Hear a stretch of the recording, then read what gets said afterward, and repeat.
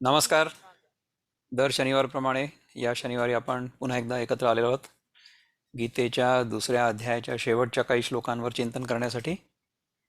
तर चिंतन सुरू करण्यापूर्वी आपण आपल्या इथे जी गीतेचं गायन करते प्रत्येक वेळेस अवनी ती आलेली आहे. तर तिला मी विनंती करतो की आपण 60व्या श्लोकापासून ते 65व्या श्लोकापर्यंत दुसऱ्या अध्यायाचे श्लोक म्हणू आणि त्याच्यानंतर मग सुरू करू. अवनी. यततो ह्यपि कौन्तेय पुरुषस्य विपश्चितः इन्द्रियाणि प्रमाथीनि हरन्ति प्रसभं मनः तानि सर्वाणि संयम्य युक्त आसीत मत्परः वशे हि यस्येन्द्रियाणि तस्य प्रज्ञा प्रतिष्ठिता ध्यायतो विषयान् पुंसः सङ्गस्तेषूपजायते संगात् संजायते कामः कामात् क्रोधोऽभिजायते क्रोधात् भवति सम्मोहः सम्मोहात् स्मृतिविभ्रमः स्मृतिभ्रंशात् बुद्धिनाशो बुद्धिनाशात् प्रणश्यति रागद्वेषवियुक्तैस्तु विषयानिन्द्रियैश्चरन् आत्मवश्यैर्विधेयात्मा प्रसादमधिगच्छति प्रसादे सर्वदुःखानां हानिरस्योपजायते प्रसन्नचेतसो ह्याशु बुद्धिः पर्यवतिष्ठिते. वा, खूप सुंदर. आपण मागच्या वेळेस खरं तर हा श्लोक सुरू केला होता, यततो ह्यपि कौन्तेय पुरुषस्य विपश्चितः इंद्रियाणि प्रमाथीनी हरन्ति प्रसभं मनः. तर त्याला आपण थोडंसं त्याच्यावर चिंतन कमी झालं होतं, त्यामुळे आता यावेळेस पुन्हा एकदा करू. तर जो 60वा श्लोक आहे, विनोबा त्याच्याबद्दल काय म्हणतात बघा. ते म्हणतात की करीत असता यत्न करीत असता यत्न ज्ञात्याच्या हि मनासही नेती खेचून वेगाने इंद्रिये दांडगी चिकी. करीत असता यत्न म्हणजे प्रयत्न करत असताना देखील ज्ञात्याच्याही मनास म्हणजे ज्याला त्याच्या खऱ्या स्वरूपाचं ज्ञान झालेलं आहे किंवा त्याची झलक मिळालेली आहे, त्याची इंद्रिय देखील त्याला वेगाने खेचून नेऊ शकतात अशी ती दांडगी आहेत, म्हणजे ती बलवान आहेत. आणि बलवान असून दांडगी म्हणजे की जशी आपण मुलं मिस्चिवस म्हणतो ना, मिस्चिवस. दांडगी म्हणजे mischievous as well as powerful. So they will try to pull you away by force. अशी ती दांडगी आहेत, ती आपल्याला ओढून नेतात असं विनोबा म्हणतात, राईट. आणि ज्ञानेश्वर महाराज म्हणतात की इंद्रिये पहा ही अर्जुना मोजिती ना साधनांना. मोजिती ना साधनांना म्हणजे त्यांना काही ते गिनत नाहीत. आपण म्हणतो ना हिंदीमध्ये की मेरे पास तो ये है वो है, हाँ ठीक है मैं उसको नहीं गिनता हूँ. मोजिती ना साधनांना म्हणजे कितीही साधनं जरी आपण केली योग्यानी तरी सुद्धा त्यांना ती इंद्रिय काही जुमानत नाहीत. हं? जरी आवरण्या तयांना साधक वागे दक्षतेने. आपण इंद्रियांना आवरण्यासाठी कितीही दक्षतेने जरी वागलो आयुष्यभर तरी सुद्धा इंद्रिय अतिशय धोकादायक आहेत. ती आपल्याला कधी कशी ओढून नेतील आपल्याला काही कळणार नाही, आणि आपण गाफील असताना ते आपल्याला ओढून नेतील असं होईल. असं का होतं? कारण की इतकी वर्ष इतके जन्म आपण हे शरीर आहोत ह्या भ्रमाखाली काढलेले आहेत ना. त्यामुळे तो जो भ्रम असतो किंवा त्यांचा जो आवेग असतो त्याला आपण म्हणू मोमेंटम. त्या दिशेने आपली गाडी खूप जोराने चाललेली आहे कित्येक जन्मांपासून. त्यामुळे एकदम तिची दिशा बदलणं किंवा तिला पूर्णपणे ब्रेक मारणं फार कठीण आहे. तर ते मोमेंटम आपल्याला कधी कधी खेचून नेतं. जरी आपण प्रयत्न करत असलो ब्रेक लावायचा तरी सुद्धा ती गाडी आपल्याला खेचून नेते ना, कारण की तिला मोमेंटम खूप असतं. So that momentum will keep dragging us in the wrong direction असं होतं. इंद्रियांवरती पहारा अभ्यासाचा ठेविती पुरा यमनियमांचे सभोवारा चांगले कुंपण घालिती. एवढं सगळं करतो आपण, इंद्रियांवरती पहारा, अभ्यासाचा ठेवी ती पुरा, यमनियमांचे सभोवारा, म्हणजे आपण यम नियम पाळतो. आपण अष्टांग योगामध्ये त्याची जी 8 अंग आहेत ना, त्याच्यामध्ये पहिले जे 2 अंग आहेत त्यांना म्हणतात यम आणि नियम. म्हणजे आपण जगात कसं वागावं किंवा आपल्या स्वतःशी कसं वागावं. यम म्हणजे आपण काय करू नये, म्हणजे आपल्यामुळे जगाला त्रास होणार नाही आणि जगामुळे आपल्याला त्रास होणार नाही, याला म्हणतात यम. त्याच्यामध्ये मग अहिंसा, सत्य, अस्तेय, ब्रह्मचर्य, अपरिग्रह, ह्या 5 गोष्टी आहेत, बरोबर. आणि नियम जे आहेत त्याच्यामध्ये शौच, संतोष, तप, स्वाध्याय, ईश्वर प्रणिधान, हे 5 नियम आहेत. तर अशा प्रकारे यम आणि नियम यांचं पालन करून आपण इंद्रियांवरती पहारा जरी ठेवला आणि चांगलं कुंपण घातलं, तर योगी तर करतोच नाही. तर योगीबद्दलच सुरू आहे ना, यत तो ह्यपि कौंतेय पुरुषस्य विपश्चितः इंद्रियाणी प्रमाथिनी हरंती प्रसवम मनः. राईट. तर जे लोक अशा प्रकारे त्याच्यावर ताबा मिळवून किंवा ताबा ठेवून स्वतःच्या इंद्रियांचं नियमन करतात, तरी सुद्धा त्यांना ही इंद्रिय भलतीकडे ओढून नेतात, असं होतं. मनावरी नियंत्रण ठेविती मुठीच धरून. इथे एक सेकंड, मला एक मेसेज आलेला आहे. याच्यावर तांत्रिक अडथळा आल्यामुळे काही वक्तव्य समजले नाहीये. बरं, तर ठीक आहे. आता आपला हा 60वा श्लोक सुरू आहे दुसऱ्या अध्यायातला, आणि त्याच्यावर जे ज्ञानेश्वरांनी ओव्या लिहिल्या आहेत, म्हणजे एका श्लोकावर 1, 2, 3, 4, 5, 6 ओव्या लिहिल्या आहेत, त्यांचा जो आजकालच्या मराठीमधला अनुवाद आहे तो स्वामी वरदानंद भारती यांनी केलेला आहे, म्हणजे अनंत दामोदर आठवले. तर ते पुस्तक माझ्याकडे आहे, कारण की मला मूळची जी ज्ञानेश्वरी आहे ना, त्याच्यातलं मराठी मला कळणार नाही. ते मराठी इतकं सोपं नाही आहे कळण्यासाठी, कारण की ते त्या काळचं मराठी होतं. तर ती मराठी भाषा आता बदलली आहे ना आजकालची. त्यामुळे आजकालच्या मराठीमध्ये जो अनुवाद आहे तो मी वाचून आणि त्याच्यावर थोडंसं चिंतन आपण करण्याचा प्रयत्न करतोय. तर चिंतन काय सुरू आहे की आपल्या मनावर आपण कितीही नियंत्रण ठेवलं तरी देखील इंद्रिय आपली इतकी बलवान आणि इतकी दांडगी, म्हणजे they are naughty, so they will pull us away, they will drag us away, असं होतं. मनावरी नियंत्रण ठेवी ती मुठीत धरून, तेही पहा साधक जन इंद्रियांपुढे दीन होती. जे इंद्रियांसमोर चांगले चांगले साधक दीन होती, म्हणजे त्यांच्या आहारी जातात, असं होतं ना. आपण कितीही जरी प्रयत्न केला ना तरी सुद्धा आपल्यासमोर समजा एखादी खूप चविष्ट वस्तू असली खाण्यासारखी, तर आपण ती खाऊन बघतो, तिचं चव घेऊन बघतो, पोट भरलेलं असलं तरी, असं होतं ना. तर प्रतापी ही अशी प्रतापी ही इंद्रिये अशी फार छळती साधकासी, जेवी चांगल्या मांत्रिकासी साधनी चकवी डाकिनी. कशी की मांत्रिक लोक जे असतात ना, ते खूप काही काही साधन करतात, आणि काही काही लोक काय करतात की जसं कोणाला चकवा लागलेला आहे म्हणजे कसं की आपलं मन भरकटतं आणि आपलं मन आपल्या ताब्यात राहत नाही. तर अशा लोकांचं मन ताब्यात आणण्यासाठी किंवा वठणीवर आणण्यासाठी काही मांत्रिक लोक मंत्र वगैरे वापरतात. तर आपली ही जी इंद्रिय आहेत ती चकव्यासारखी आहेत, आणि डाकिनी, साधनी चकवी डाकिनी. तर हे जे डाकू आहेत किंवा या डाकिन्या आहेत, त्या आपल्याला चकवतात आणि आपल्याला भलत्या मार्गाने घेऊन जातात. कसे? वृद्धिसिद्धींच्या रूपाने विषय करीती आक्रमणे, मग इंद्रियांच्या द्वाराने घेरीत साधकाला. म्हणजे जेव्हा एखादा योगी योग साधनेमध्ये खूप प्रगत होतो ना, तेव्हा त्याला अनेक प्रकारच्या रिद्धिसिद्धी प्राप्त होतात. म्हणजे जसं आपण मागच्या वेळेस एकदा म्हटलं होतं की नाही, की जे 1400 वर्ष चांगदेव महाराज जगले, त्या चांगदेव महाराजांना कायाकल्पाची सिद्धी प्राप्त होती.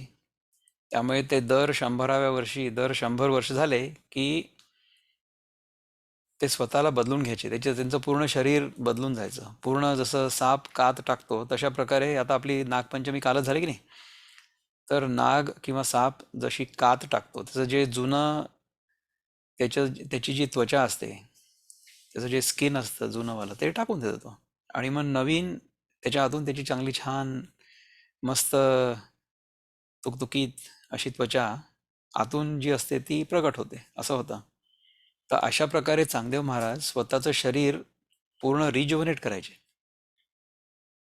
वो सारा शरीर अपना नया बना देते थे और इस प्रकार की सिद्धी उनको प्राप्त थी.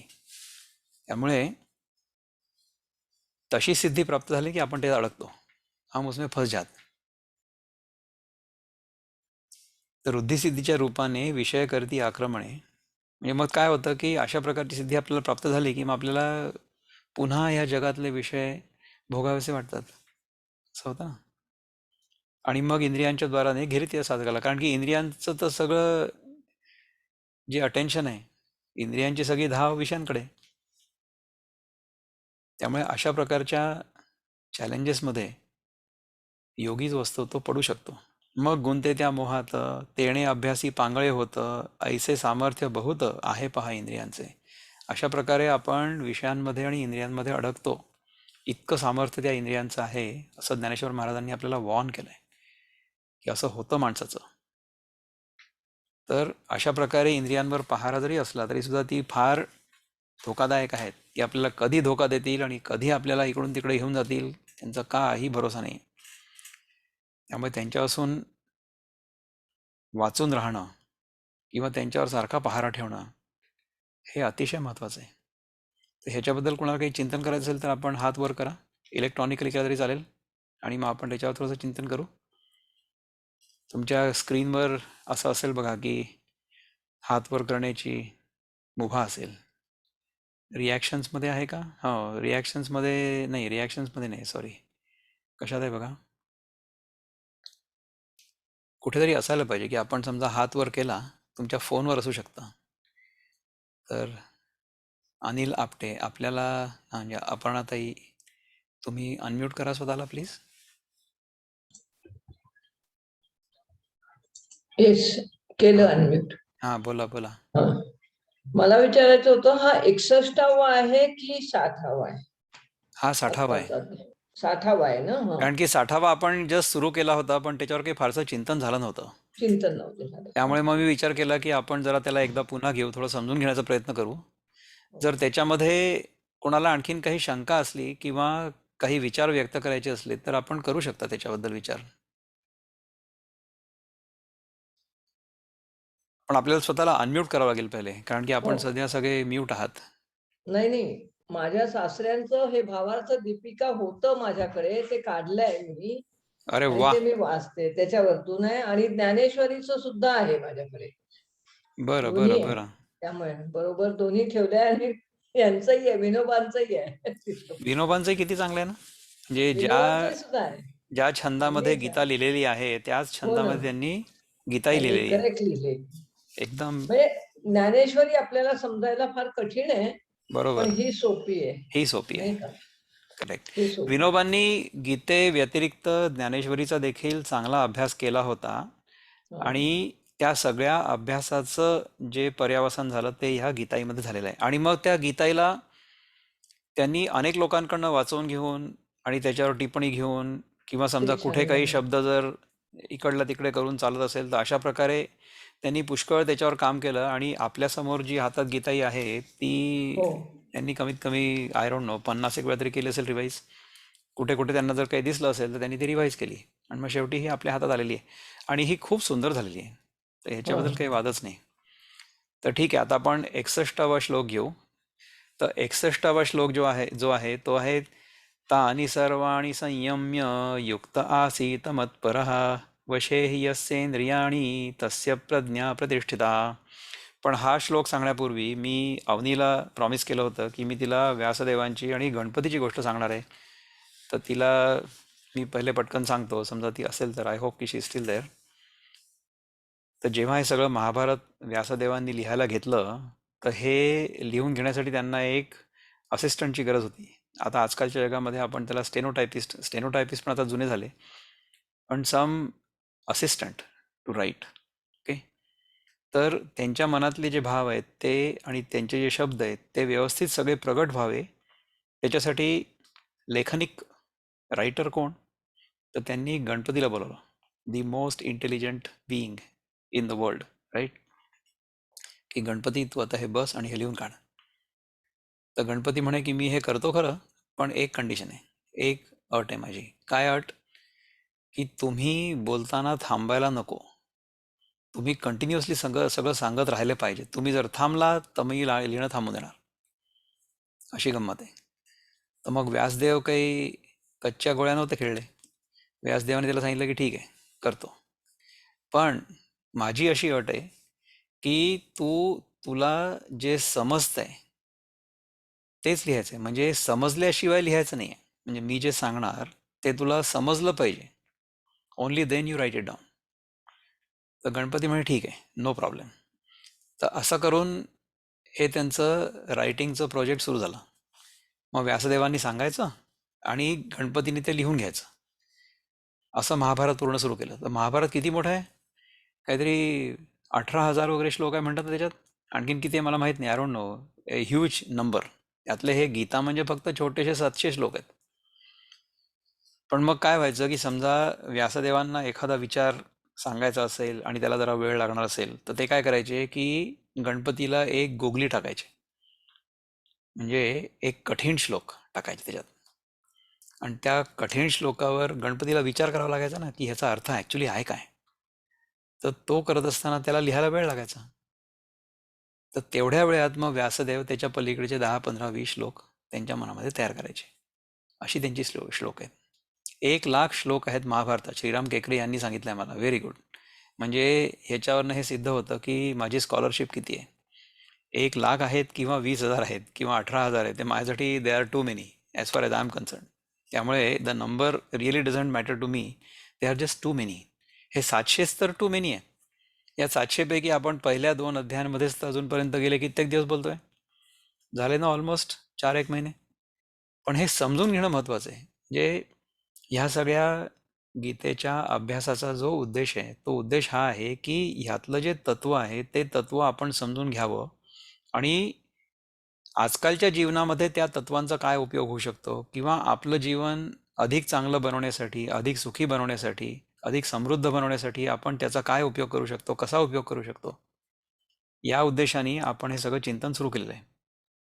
त्यामुळे मला फार आनंद आहे की माझ्यापेक्षा जास्त ज्यांना माहिती आहे असे लोक आपल्या ह्या चर्चेत सहभागी होतात, आपल्या ह्या सगळ्या सत्रांमध्ये. आणि आपल्या सगळ्यांचंच त्याच्यामुळे काय होतं, एनरिचमेंट होतं.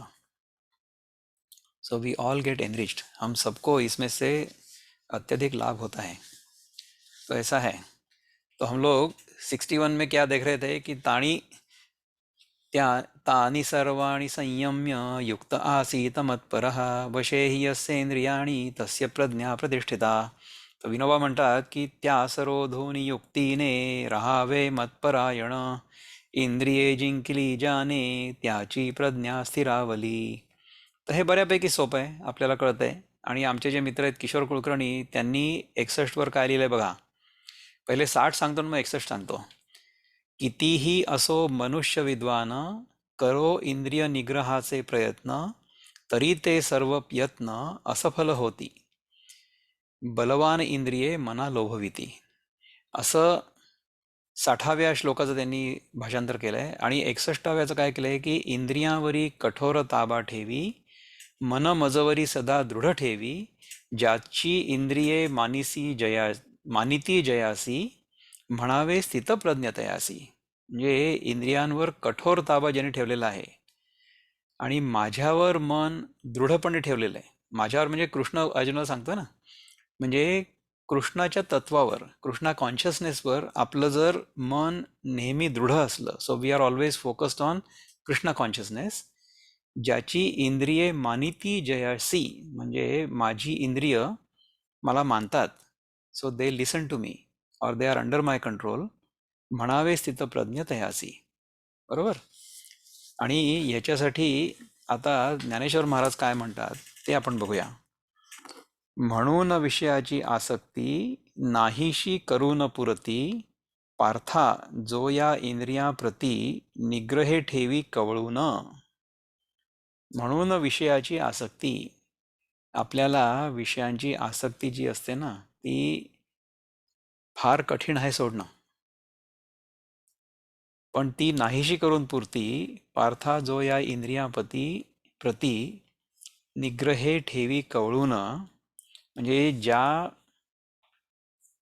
योग्यानी किंवा ज्या साधकांनी या इंद्रियांवर निग्रहपूर्वक कवळून, म्हणजे त्यांना आटोक्यात ठेवलेले. त्याच्यानंतरच्या ओवीत काय म्हणतात ज्ञानेश्वर महाराज? विषय सुखाची लालसा फसवी न ज्याच्या मानसा. विषय सुखाची लालसा न फसवी ज्याच्या मानसा. ज्याच्या मनाला विषय सुख आणि त्यांची जी लालसा आहे ती अजिबात आकर्षण करू शकत नाही किंवा त्यांचं आकर्षण त्याला असू शकत नाही. जाणावे तू त्याच पुरुषा योगनिष्ठेचा अधिकारी. म्हणजे आपण आपल्या योगाच्या ज्या 8 अंगांमध्ये बघितलं होतं की नाही, प्रत्याहार आणि ब्रह्मचर्य आणि अपरिग्रह, ह्या सगळ्या गोष्टी ज्या आहेत ना, ह्या आपल्या इंद्रिय निग्रहाशी निगडीत आहेत. तर जर आपण त्या सगळ्या गोष्टी व्यवस्थित केल्या तर तोच माणूस योगनिष्ठेचा अधिकारी होऊ शकतो. म्हणजे त्याच माणसाला योगाच्या मार्गातून स्वतःच्या स्वरूपाचं दर्शन होऊ शकतं. जो आत्मबोधाने युक्त होऊन राही सतत आणि मजसी हृदयात जो कधीही विसरतो ना. जो आत्मबोधाने युक्त, म्हणजे त्याला त्याच्या आत्म्याच्या स्वरूपाचा बोध झालेला आहे, म्हणजे त्याच्या स्वरूपाचा थोडासा तरी अनुभव आलेला है. उसके अनुभव की थोड़ी सी झलक उसको मिल चुकी है. अपने आत्मस्वरूप की झलक जिस योगी को मिल चुकी है और जो कृष्ण का जो तत्व है उसको अपने हृदय में रखे हुए है. म्हणजे कृष्णाचं जे तत्व आहे, कृष्णा कॉन्शियसनेस, ते जर हृदयात आपण ठेवलं आणि जर कधीच विसरलो नाही तर अशा प्रकारचा माणूस योगामध्ये पुष्कळ पुढे जाऊ शकतो. म्हणजे पहा की ह्याच्यामध्ये ज्ञान पण सांगितलेलं आहे महाराजांनी, ज्ञानेश्वर महाराजांनी, भक्ती पण सांगितलेली आहे आणि कर्म पण सांगितलं आहे. म्हणजे योग जे आहे ते कर्माच्या सेक्शनमध्ये सगळ्यात शेवटचं आहे ना. म्हणजे पहिले 6 अध्याय जे आहेत गीतेमधले ते सगळे कर्माशी संबंधित आहेत. म्हणजे कर्म कसं करावं, कर्म कुठल्या भावनेने करावं आणि कर्मासाठी जी मनाची डिसिप्लिन लागते, म्हणजे मनाचं अनुशासन जे आपल्याला लागतं, ते त्यांनी सगळं 6व्या अध्यायात सांगितलं ना. तो 6वा अध्याय म्हणजे जे पतंजली मुनींचं योगशास्त्र आहे किंवा योग दर्शन आहे, अष्टांग योग जो आहे, त्याचं जे सारभूत रूपांतर आहे ते सगळं 6व्या अध्यायामध्ये आहे. बरोबर. तर तो 6वा अध्याय म्हणजे कर्माचं अल्टिमेट एम असं आपण म्हणू, की कर्म तिथे गेल्यानंतर इट बिकम्स परफेक्ट. योग कर्मसु कौशलम म्हणतात ना भगवान. तर कर्मामध्ये कौशल्य जेव्हा प्रगट होतं ते अष्टांग योगामध्ये परिणत होतं किंवा अष्टांग योग केल्याने अशा प्रकारच्या कर्माची अनुभूती किंवा प्रगटीकरण होतं, असं होतं. नाही तरी बाहेरूनी विषय दिधले टाकूनी परिवासना अंतःकरणी राहता बाधे संसार. हा म्हणजे ही जी ओवी आहे ही पुन्हा इट रिफर्स बॅक टू जे आपण म्हटलं ना, विषया विनिवर्तनते निराहारस्य देहिना रसवर्जम रसोप्यस्य परम दृष्टा निवर्तते. जरी आपण बाहेरून टाकून दिली सगळी जगातली आकर्षणं, सगळे विषय आपण जर टाकून दिले तरी देखील वासना अंतःकरणी राहते ना. ती जर राहिली तर बाधे संसार. हा म्हणजे ह्या संसाराचा बाध आपल्याला होईल असं सांगतात. जैसा विषाचा एक कण घेता व्यापी शरीरा पूर्ण आणि शेवटी जीवन नष्ट करी निसंशय. म्हणजे विषाचा एक थेंब जरी आपण घेतला किंवा एक कण जरी घेतला तरी सुद्धा तो कण जो आहे तो आपल्या पूर्ण शरीराला व्यापून टाकतो आणि आपण त्याच्यामध्ये मरून जातो. अशाच प्रकारे विषयांची जी वासना आहे ती जर आपल्या मनामध्ये राहिली थोडी देखील, तरी देखील आपला पूर्ण सत्यानाश होऊ शकतो. आणि ते आता पुढच्या 2 ओव्यांमध्ये सांगणार आहेत कृष्ण आणि ज्ञानेश्वर महाराज. तेवी विषयाचा हा स्पर्श थोडा जरी झाला मनास, तरी त्यामुळे विनाश होतो साऱ्या विवेकाचा. त्यामुळे जर मनाला ह्या विषयाने धरलं किंवा मनाने त्या विषयाला धरलं, आपण मागच्या वेळेस काय म्हटलं होतं पहा, की बाहेरचं जग जे आहे ते सगळं जग मिथ्या आहे असं जर मला कळलं, तर मग त्याचं आकर्षण माझ्या मनातनं पूर्णपणे चाललं जाईल. ठीक आहे, हा एक मार्ग झाला. किंवा दुसरा मार्ग काय, की हे सगळं जग जे आहे हे सगळं भगवंताचं आहे. ईशावास्यमिदं सर्वं यत्किंच जगत्याम जगत तेन त्यक्तेन भुंजिथा मागृध कस्य स्विद्यनाम, असा आपण ईशावास्य उपनिषदामधला श्लोक बघितला होता ना. तर जर हे सगळंच्या सगळं जग भगवंताचं आहे, भगवत स्वरूप आहे असं जर आपल्याला कळलं, तर आपल्याला त्याच्याबद्दल आकर्षण राहणार नाही. आकर्षण म्हणजे कसं, त्याच्याबद्दल आसक्ती राहणार नाही. म्हणजे आपल्याला जी वस्तू पाहिजे ती आपण घेऊ, पण तेवढीच घेऊ, त्याच्यापेक्षा जास्त नाही घेणार. त्याच्यामध्ये ह्याचा भोग करावा किंवा ही गरजेपेक्षा जास्त घ्यावी अशा प्रकारची आपल्या मनामध्ये लालसा नाही राहणार. तर हे आपल्याला अभिप्रेत येते आणि हे आपल्याला करायचं आहे. तर ह्याच्यानंतर कशी माणसाची घसरगुंडी होते ना, त्याचं वर्णन केलंय पहा पुढच्या 2 श्लोकांमध्ये. हे 2 श्लोक देखील मला खूप आवडतात. ह्याच्यावर जितकं आपण चिंतन करू तितकं कमीच आहे, पण आज करू जेवढं आपल्याला शक्य आहे तेवढं. ध्यायतो विषयान् पुंसः संगस्तेषूपजायते संगात् संजायते कामः कामात् क्रोधोऽभिजायते क्रोधात् भवति सम्मोहः सम्मोहात् स्मृतिविभ्रमः स्मृतिभ्रंशात् बुद्धिनाशो बुद्धिनाशात् प्रणश्यति. ध्यायतो विषयान् पुंसः. तर याच्यात विनोबा काय म्हणतात, विषयांचे करी ध्यान त्यास तो संग लागला संगातून फुटे काम क्रोध कामात ठेविला क्रोधातून जडे मोह मोहाने स्मृती लोपली स्मृतिलोपे बुद्धिनाश म्हणजे आत्मनाशची. विनोबाने किती सोपं करून सांगितलं पहा, की ध्यायतो विषयान पुंसा म्हणजे विषयांचे करी ध्यान, संगस्तेष उपजायते म्हणजे त्यास तो संग लागला. आपण जर सारखं एखाद्या गोष्टीचं चिंतन केलं तर आपल्या मनावर ती वस्तू ताबा घेईल की नाही, मनामध्ये नेहमी ती पक्की बसेल, असं होईल. तर ह्याच्यामध्ये आमचे जे मित्र आहेत किशोर कुलकर्णी, त्यांचंही मी तुम्हाला वाचून दाखवतो, ते पण खूप सुंदर लिहितात.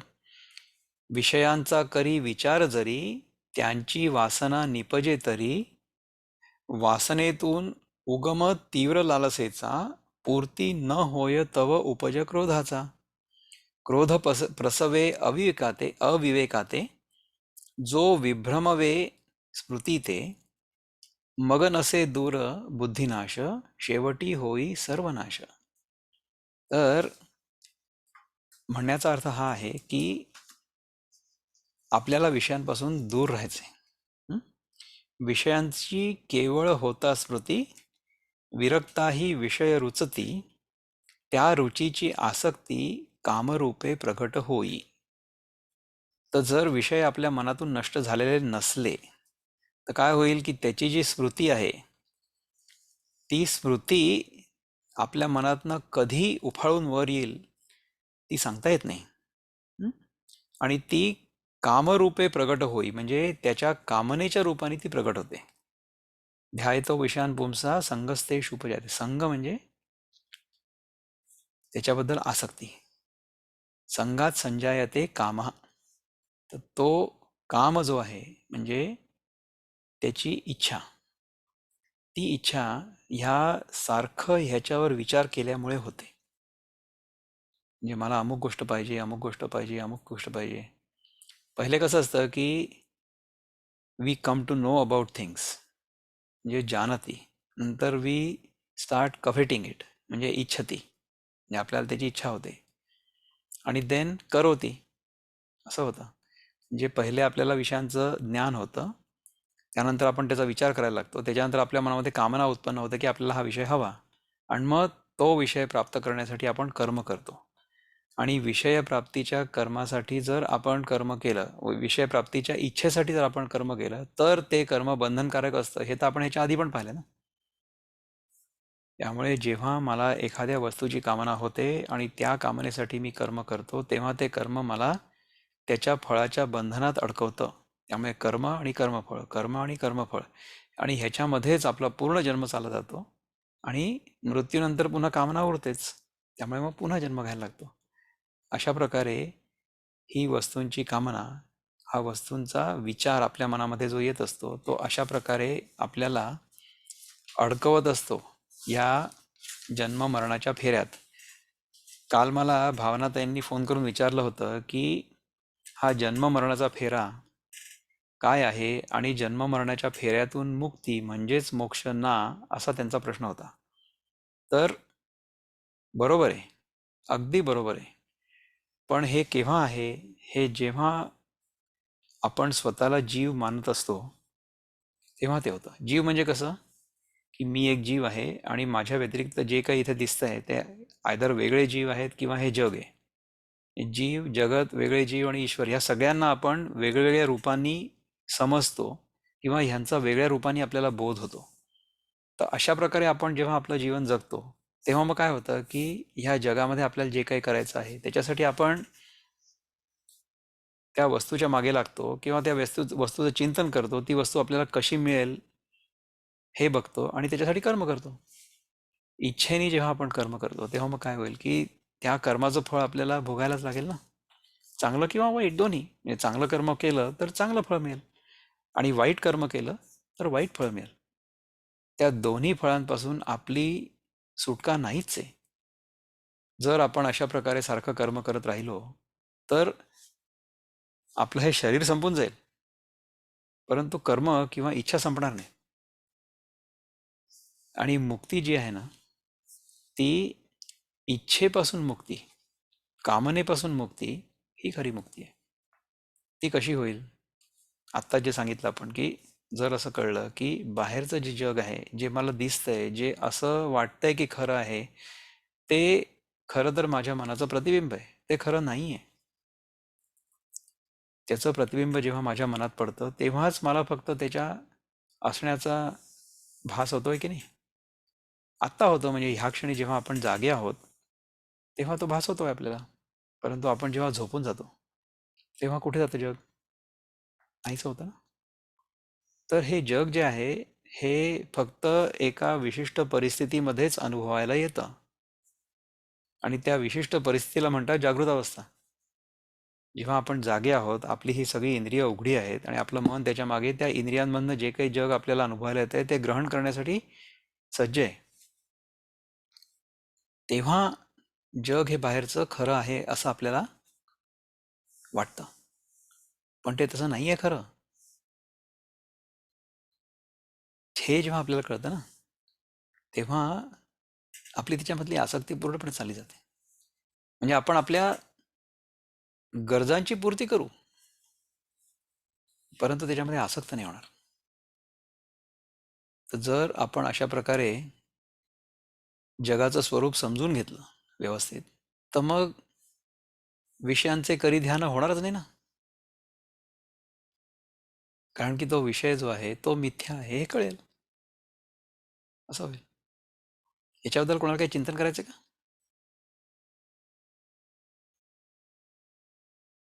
जर आपल्याला काही याच्याबद्दल बोलायचं असेल किंवा काही प्रश्न असेल मनात, तर आपण अनम्यूट करू शकता स्वतःला आणि विचारू शकता किंवा आपले विचार व्यक्त करू शकता.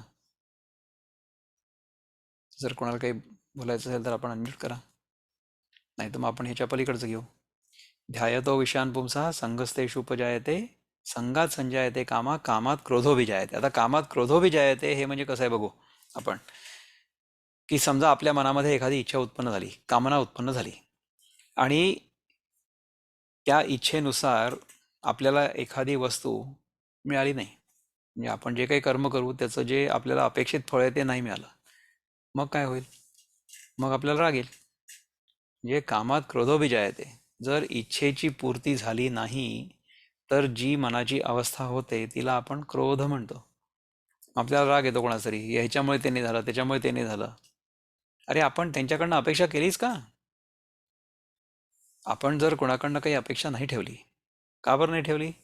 कारण की आपल्याला हे कळलं की आपल्या व्यतिरिक्त जे काही आहे इथे असं आपल्याला वाटतंय ते केवळ आभासात्मक आहे. त्यामुळे इतर लोकांकडनं आपण अपेक्षा ठेवणार नाही. जर समजा कोणी आपल्याशी चांगलं वागलं, चांगली गोष्ट आहे, दॅट्स अ नाईस बोनस. परंतु ते आपल्याशी तसं वागतील अशी अपेक्षा आपण नाही करू शकत. कारण की ते आपल्याशी चांगलं वागतील किंवा नाही हा त्यांचं स्वातंत्र्य आहे, त्यांच्यावर अवलंबून आहे, आपल्यावर नाही आहे. आपण इतरांशी कसं वागू हे आपल्यावर अवलंबून आहे. आणि आपण इतरांशी प्रेमपूर्वक केव्हा वागू? जेव्हा आपण त्यांना आपलं मानू. आपण ज्यांना आपलं मानतो त्यांच्याबद्दल आपल्या मनामध्ये प्रेम स्वाभाविक असतं. जसं आपण आईचं आणि मुलाचं उदाहरण घेतलं ना, एखाद्या आईला आपल्या मुलाबद्दल प्रेम असतं, तिला तिच्यावर प्रेम करावं नाही लागत. म्हणजे जेव्हा आईच्या पोटात बाळ असतं तेव्हा तिची आई किंवा तिची सासू तिला सांगते की तू अमुक कर, तमुक कर, तमुक कर, परंतु त्याच्यावर प्रेम कर मुलावर किंवा मुलीवर असं नाही सांगत. कारण की गरजच नाही ना, करायची गरज नाही, ते असतंच आपोआप. तर अशा प्रकारे समजा आपलं सगळ्या जगावर प्रेम असलं तर मग काय होईल? आपल्याला त्यांच्याकडनं काही अपेक्षा असणार नाही आणि आपल्याला कधीच राग येणार नाही. तर स्थितप्रज्ञ माणसाची एक जी कॅरेक्टरिस्टिक आहे, त्याचा एक गुणधर्म जो आहे तो हा आहे की त्याला राग नाही यायला पाहिजे. राग जर येत असेल तर कोणाचा तरी राग येईल ना. तर कोणाचा तरी जर राग आला ह्याचा अर्थ काय आहे की मी आपल्या अद्वैताच्या प्लॅटफॉर्मवरून घसरलो, माझी जी अद्वैताची निष्ठा आहे ती ढळली की नाही, असं होईल. अद्वैताची निष्ठा म्हणजे काय की हे सगळंच्या सगळं जग जे आहे ते माझंच प्रतिबिंब आहे, माझ्यापेक्षा व्यतिरिक्त काहीच नाही. इथे इथे जे सगळं दिसतंय मला हे सगळं माझं प्रतिबिंब, माझा विस्तार आहे, याला स्वतंत्र अस्तित्व नाही. हे जर मला कळलं आणि ह्याच्यामध्ये जर निष्ठा दृढ असली तर क्रोध इज इम्पॉसिबल. क्रोध इज इम्पॉसिबल. राग येऊ शकत नाही.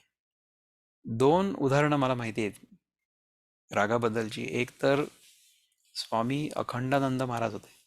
त्या अखंडानंद महाराजांना कधीही कोणीही रागावलेलं बघितलेलं नाही. त्यांना समजा कोणी काही प्रश्न विचारले ना तर ते काय करायचे की ते सगळेच्या सगळे प्रश्न त्यांच्या शब्दात, त्यांच्या आवाजात ते पुन्हा रिपीट करायचे की तुम्ही हाच प्रश्न विचारला होता ना.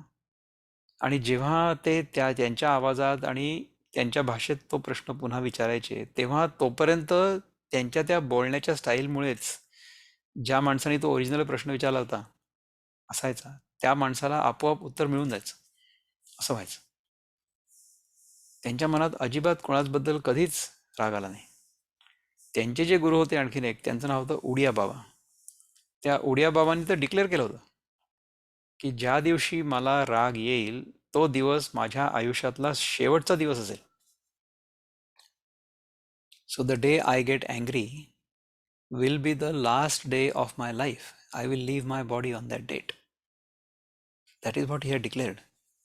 तर एकदा काय झालं, ज्या दिवशी खरंच गेले त्या दिवशी ते प्रवचन देत होते नेहमीप्रमाणे.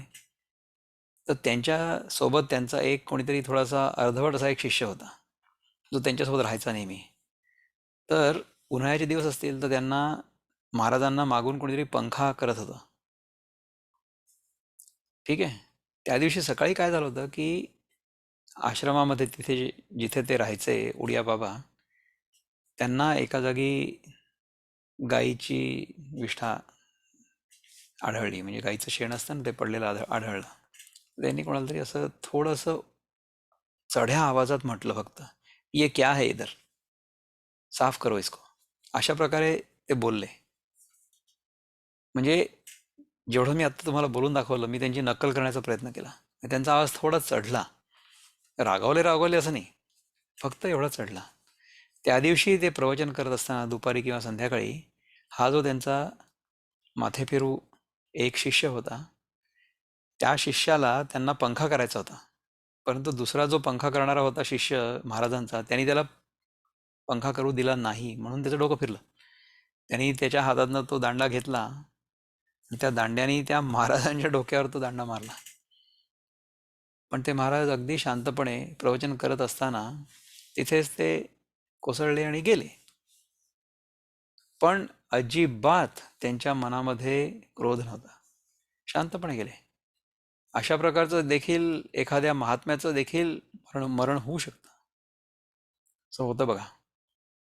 त्यामुळे महात्मे जरी आले शरीर रूपाने, तरी सुद्धा त्यांना देखील जावं लागतं आणि त्यांचं जे काही प्रारब्ध असेल त्यानुसार त्यांचं शरीर सोडून जातील ते.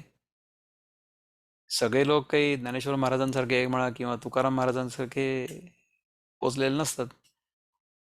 ज्ञानेश्वर महाराजांनी तर स्वतःच संजीवन समाधी घेतली. म्हणजे शरीर सोडून जाण्याची काही गरज पडली नाही किंवा त्यांच्या शरीराचं काही क्रियाकर्म करण्याची देखील गरज पडली नाही कोणाला. तुकाराम महाराज देखील ते तर सदैव वैकुंठला गेले असं म्हणतात. तर अशा प्रकारच्या विभूती आपल्या महाराष्ट्रामध्ये होऊन गेलेल्या आपल्याला माहिती आहेत. पण हे केव्हा शक्य आहे? जेव्हा आपण त्या क्रोधावर नियंत्रण आणतो तेव्हा. तर क्रोधावर नियंत्रण, त्याचं आणखीन एक उदाहरण म्हणजे एकनाथ महाराज. एकनाथ महाराजांच्या अंगावर एक गावातला जो एक माणूस होता तो कमीत कमी 100 वेळा थुंकला असेल, परंतु ते प्रत्येक वेळेस नदीवर गेले, त्यांनी आंघोळ केली आणि ते परत आले. लोकांनी त्यांना विचारलं की तुम्ही कसं काय रागवले नाही किंवा काहीच म्हटलं नाही. ते म्हणे की थुंकण्याचा स्वभाव त्याचा आहे, तर ते त्यांनी केलं त्याला जे योग्य वाटलं ते. पण न रागवणं हा माझा स्वभाव आहे. त्यामुळे माझ्या स्वभावाशी साजेसं जे वर्तन आहे ते मी केलं. आता हे बरोबर आहे किंवा चूक आहे याचं आपण डिबेट वेगळं करत राहू, परंतु ह्याच्यावरनं बोध हा घ्यायचा आहे की जर माझी अद्वैतामधली निष्ठा दृढ असली तर मला अजिबात कधीही राग यायला नको. मला स्वतःला राग येतो. मी अजिबात योगी नाही किंवा मी केवळ साधक आहे. I am simply a sincere student. पण जेव्हा आपण अशा प्रकारे राहण्याचा प्रयत्न करतो तेव्हा राग, द्वेष किंवा कामना ह्या गोष्टी हळूहळू कमी होतात, कारण की विषयांमधला रस कमी होतो. तर ध्यायतो विषयान् पुंसा संगस्तेषु उपजायते संगात संजायते कामा कामात क्रोधोभिजायते. म्हणजे आपण क्रोधापर्यंत आलो.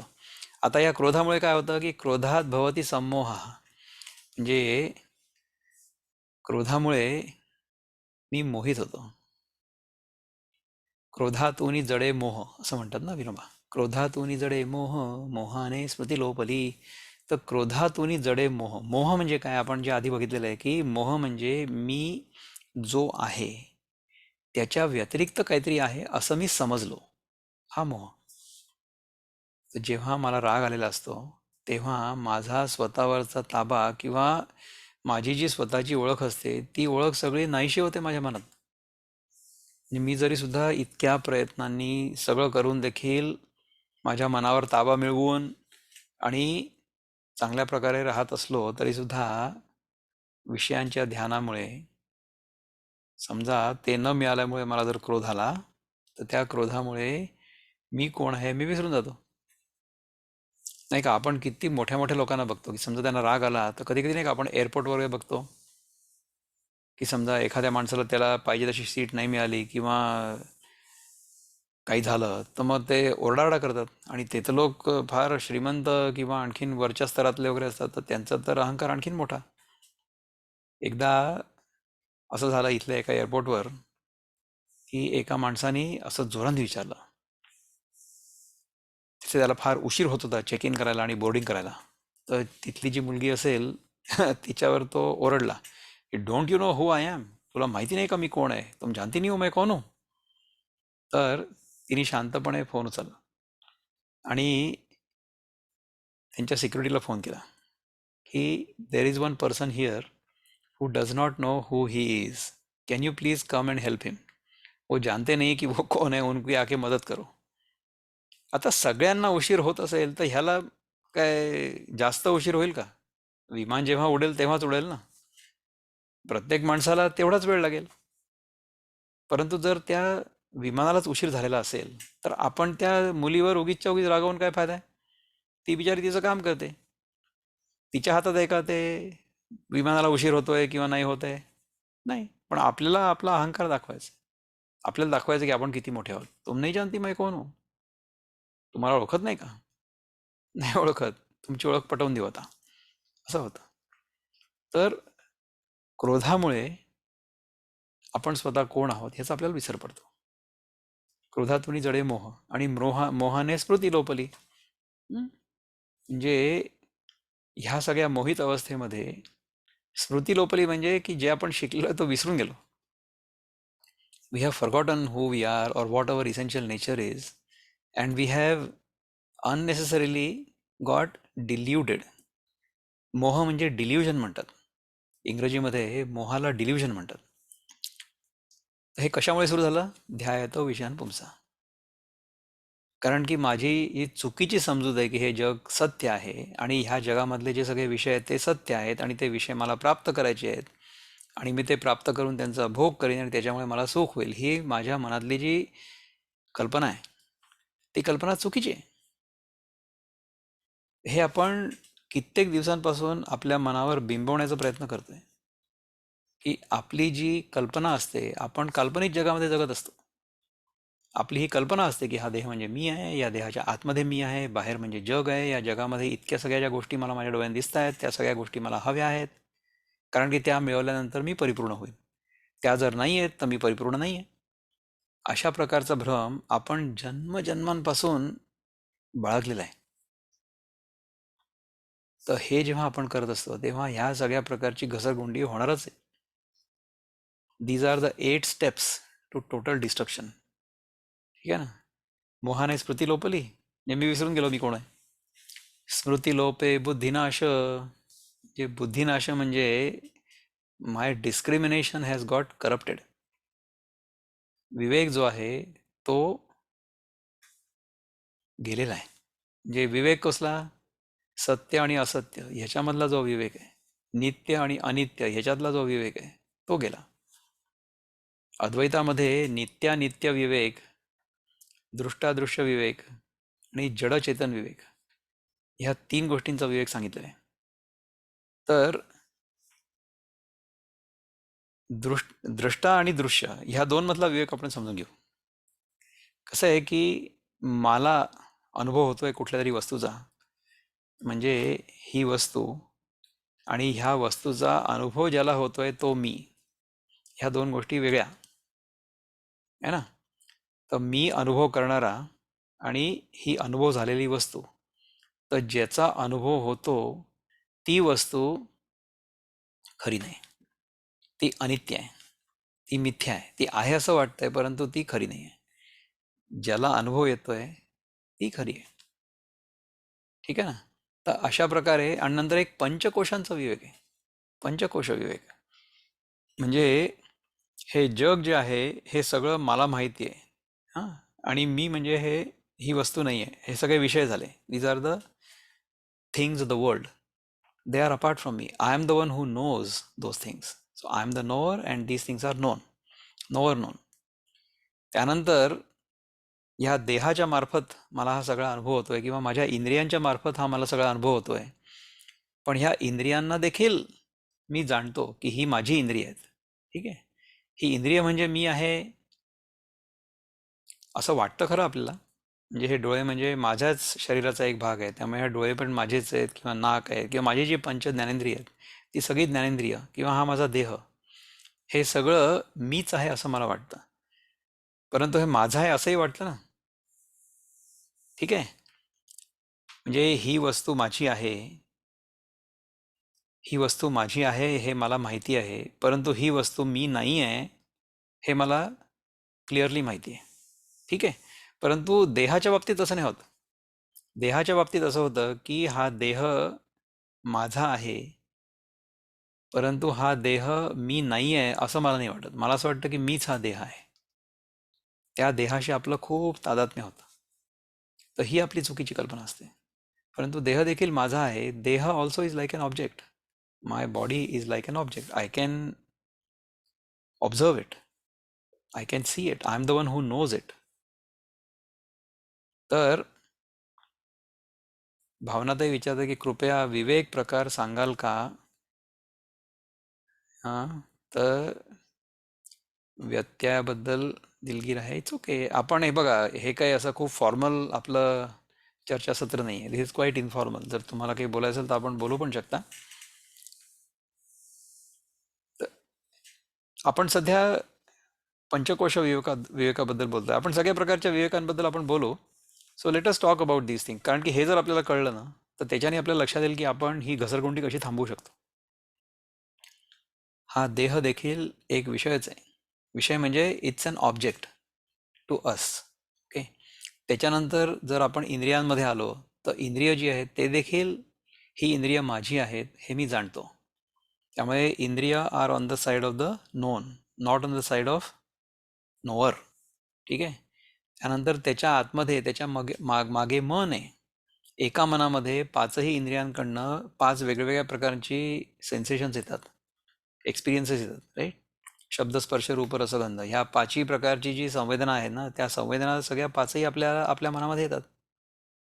पण त्या मनाला कोण प्रकाशित करतं? हे बघा, मनामध्ये कुठल्या प्रकारच्या भावना उत्पन्न होतात की आज मी सुखी आहे किंवा दुःखी आहे. ह्या दोन प्रकारच्या भावना होतात ना मनामध्ये उत्पन्न. त्यांना बघणारा कोण आहे? सुखी किंवा दुःखी होणारा जो आहे त्याला बघणारा कोण आहे? मग त्याच्या आतमध्ये आपण जाऊ. त्याच्या आतमध्ये आपली सेन्स ऑफ इगो किंवा सेन्स ऑफ सेपरेटनेस, मग त्याला म्हणतात की पहिला हा जो देह आहे त्याला म्हणतात अन्नमय कोश. त्याच्या आतमध्ये जो आहे तो आहे प्राणमय कोश. प्राणमय कोश म्हणजे अवर एनर्जी बॉडी. प्राणमय कोश म्हणजे the one that is animating this whole देह. ज्या ऊर्जेच्या साह्याने हे सगळं चाललेलं आहे त्याला म्हणतात प्राणमय कोश. त्याच्यामध्ये मग प्राण, अपान, व्यान, उदान, समान हे पंचप्राण आहेत. तर ते पंचप्राणांचे वेगवेगळे फंक्शन्स आहेत. तर ते सगळं हे रेग्युलेट करतात. ठीक आहे. That is the energy body. That is more subtle than the gross body. Gross body म्हणजे अन्नमय कोश. त्याच्या आतमध्ये सटल बॉडीमध्ये ॲक्च्युली तीन वेगळे प्रकार आहेत. एक तर तो प्राणमय कोश आहे, ज्याच्यामध्ये हे सगळे क्रिया चालतात आपल्या आतमध्ये. All kinds of metabolic activities happen because of that. ठीक आहे. तर तो प्राणमय कोश आहे. त्याच्या आतमध्ये मनोमय कोश आहे. मनोमय कोश म्हणजे अवर माइंड बॉडी. तर त्या मनामध्ये मला सुख होतं आहे किंवा मला दुःख होतं आहे अशा प्रकारच्या भावना येतात की नाही. I am happy or I am sad. ह्या दोन गोष्टी होतात त्याच्यामध्ये. आणि त्याच्या आतमध्ये मी सॅड आहे किंवा मी हॅपी आहे, मी सुखी आहे किंवा मी दुःखी आहे असं जो जाणणारा आहे त्याला म्हणतात विज्ञानमय कोश. विज्ञानमय कोश. That is the sense of awareness of my separateness. The one who is knowing all these things त्याला म्हणतात विज्ञानमय कोश.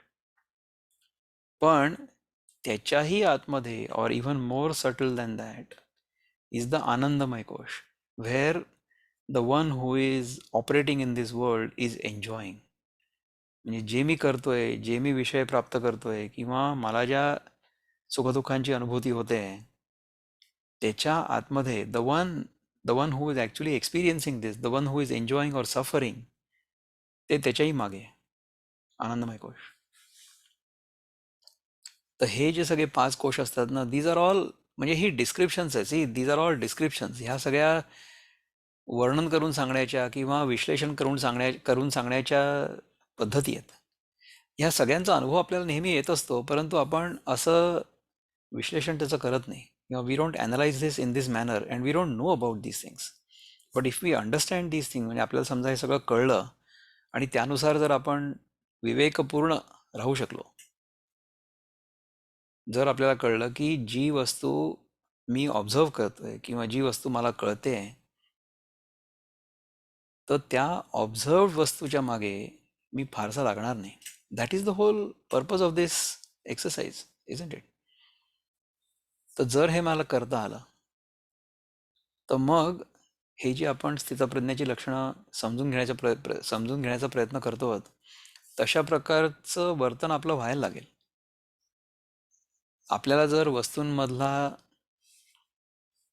फोलपणा कळला, so if we understand the worthlessness of things around us, then we will not chase them unnecessarily. कारण की त्या वस्तूंवर आपली जी मालकी असते, किंवा आपण असं म्हणतो की ही वस्तू माझी आहे, that entire feeling is a mental construct. आपल्या मनाची ती भावना असते की म्हणजे मी म्हटलं की हे पुस्तक माझं आहे, तर ह्याला काय, ह्याच्यामध्ये काय सत्य आहे? हे माझं म्हणजे कसं माझं आहे? हे पुस्तक तयार झालंय कागदापासून, तो कागद कुठे तयार झाला?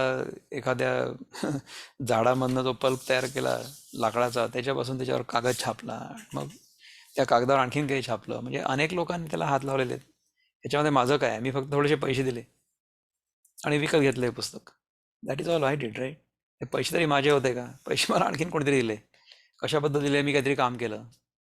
तर ह्या सगळ्या गोष्टी आहे ना, आपण ज्या जगामध्ये करतो, ह्या सगळ्याच्या सगळ्या गोष्टी नोशनल आहेत. आणि the idea of ownership is also notional, की ही वस्तू माझी आहे. जेव्हा मी रात्री झोपतो तेव्हा ही माझी आहे किंवा नाही आहे मला कळतं का? I don't even know where it is. Same thing is true with my body. माझ्या शरीराबद्दल देखील तेच आहे. मी जेव्हा रात्री झोपतो तेव्हा मी म्हणतो की हा देह माझा आहे किंवा हा देह मी आहे. तर हे मला कुठे माहिती असतं की हा देह कोणाचा आहे? मी देह सोडून जातो की नाही दर रात्री? हे होतं. तर अशा प्रकारे मोहाने स्मृती लोपली, नंतर स्मृती लोपे बुद्धिनाश, म्हणजे विवेक नष्ट झाला. आणि विवेक नष्ट झाला की म्हणजे आत्मनाशाची. चौथा म्हणजे once we lose our power of discrimination, then we will go in to total destruction. त्यामुळे ध्यायतो विषयान पुंसा, पहिले विषयांचे करी ध्यान, त्यास तो संग लागला, म्हणजे संगस्तेश उपजायते.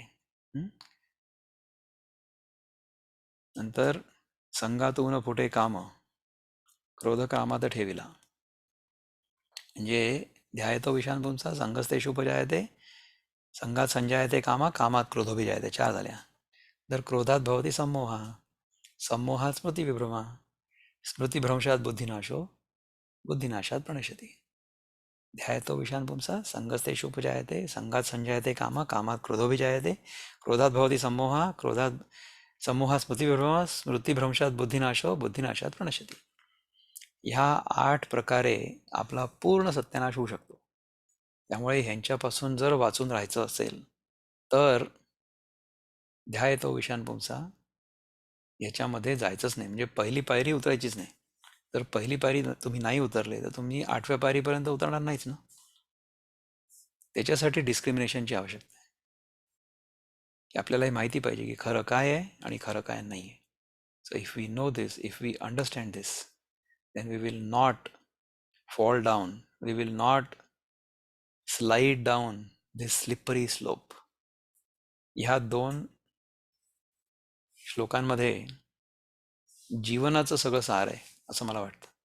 हाऊ टू लिव्ह ह्याचं सार आहे. खूप सुंदर. आपण ह्याच्यावर आणखीन थोडं चिंतन करू पुढच्या वेळेस. आपल्याला घाई काही नाही आहे. खूप दिवस चालणार आहे हा गीतेचा सत्संग अभ्यास. ठीक आहे. आज आपण इथे आलात, तासभर आपला वेळ इथे माझ्यासोबत घालवला आनंदात, त्याच्याबद्दल मी आभारी आहे. आणि असंच आपण पुढच्या शनिवारी पुन्हा एकदा भेटू. तोपर्यंत नमस्कार.